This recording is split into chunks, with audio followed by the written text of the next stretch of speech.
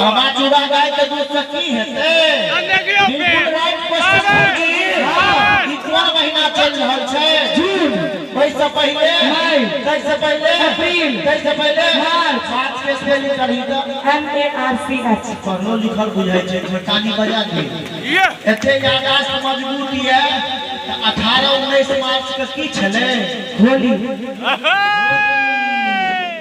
HOLI Holi कहलखिन कि अरबा चूड़ा गाय के दूध से की होय छै ओय होली में सरकार होय छै एकटा जोगीरा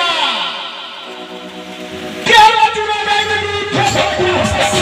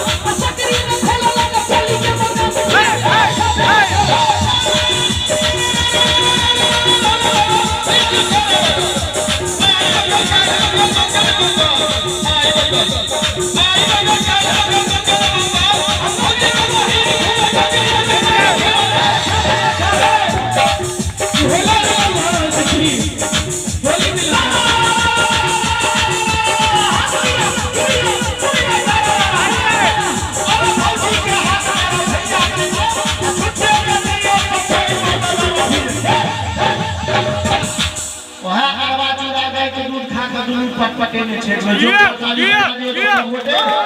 तू ख्याल कर हमने खाई थी ई त गीत छले के द्वारा भौजी बना देलिए लेकिन बात कुछ और छे